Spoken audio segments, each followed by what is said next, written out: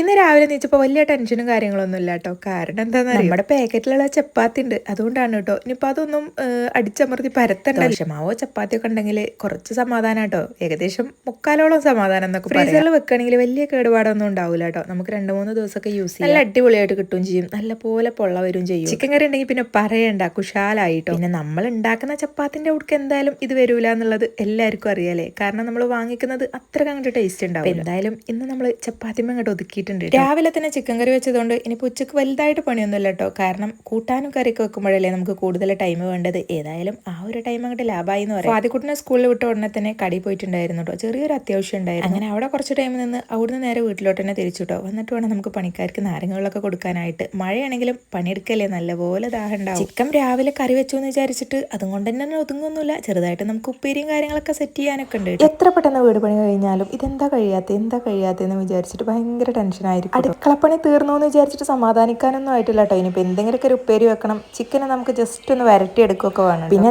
ഇതങ്ങോട്ട് കൊടുത്തു കഴിഞ്ഞാൽ നമുക്ക് കുറച്ച് സമാധാനമായിട്ടോ. ഇനിയിപ്പോൾ ബാക്കി പരിപാടികളൊക്കെ മെല്ലെ മെല്ലെ ചെയ്യാമെന്ന് വിചാരിച്ചിട്ടാണ്. ഇനിയിപ്പോൾ ഒന്നും കൂടെ കടയിൽ പോകാനായിട്ടുണ്ട് കേട്ടോ. അത് ഈ പണിയും കാര്യങ്ങളൊക്കെ ഒരുങ്ങിയിട്ട് വേണം. ഉപ്പേരിക്ക് ഞാനിതാ ബീട്രൂട്ടാണ് കേട്ടോ വെക്കുന്നത്. അരിയാനൊന്നും വയ്യ, അപ്പോൾ അതുകൊണ്ട് ഞാൻ ജസ്റ്റ് വലിയ കഷ്ണങ്ങളാക്കിയിട്ട് മിക്സിൻ്റെ ജാറിലിട്ടിട്ട് ജസ്റ്റ് ഒന്ന് കറക്കിയിട്ടുണ്ടായിരുന്നു. ചിക്കൻ ഒന്ന് വരട്ടും പരിപ്പും കുമ്പളങ്ങയും കറിയും കൂടെ ആയാൽ പിന്നെ കുശാലായി. പിന്നെ അങ്ങനെ തന്നെ ആവട്ടെ എന്ന് വിചാരിച്ചിട്ട് പെട്ടെന്ന് തന്നെ കറിയൊക്കെ സെറ്റ് ചെയ്തിട്ടുണ്ടായിരുന്നു കേട്ടോ. അപ്പം ഞാൻ ഫസ്റ്റ് തന്നെ കടുകൊക്കെ വറുത്തിട്ടാണ് ബീട്രൂട്ട് വെച്ചിട്ടുള്ളത് കേട്ടോ. ജസ്റ്റ് നമ്മളിങ്ങനെ ഒന്ന് അടിച്ചെടുക്കുകയാണെങ്കിൽ ഇതിലൊരു തുള്ളി പോലും വെള്ളം നമ്മൾ ഒഴിക്കേണ്ട ആവശ്യമില്ല കേട്ടോ. ഉപ്പും ജസ്റ്റ് ഒന്ന് കടുക് വറുത്തിട്ട് അങ്ങനെ ഇട്ട് കൊടുത്താൽ മതി. എന്നിട്ട് ലോ ഫ്ലെയിമിലിട്ടിട്ട് ഒന്ന് വേവിച്ചെടുക്കുക. കുറച്ച് തേങ്ങയും ഉള്ളിയും കുറച്ച് പച്ചമുളക് ഇട്ടിട്ട് ഒന്ന് ചതച്ച് വെക്കണം കേട്ടോ. അപ്പോഴേക്ക് നമുക്ക് ഇതാ ചിക്കനും കൂടെ ഒന്ന് റോസ്റ്റ് ചെയ്തെടുക്കാനുണ്ട്. അതായത് ഒന്ന് കുറുക്കി ഒന്ന് വെറ്റിച്ചെടുക്കാനുണ്ട്. വേവിക്കാത്ത ചിക്കന് ഫ്രൈ ആക്കി എടുക്കുന്നതിനേക്കായി നല്ലത് കറിയിലിട്ട് വേവിച്ചെടുത്തത് എടുത്തിട്ട് പിന്നെ നമ്മൾ ജസ്റ്റ് ഇങ്ങനെ ഗ്രേവി പോലെ ഇങ്ങനെ ആക്കുകയാണെങ്കിൽ നല്ല ടേസ്റ്റാണ് കേട്ടോ.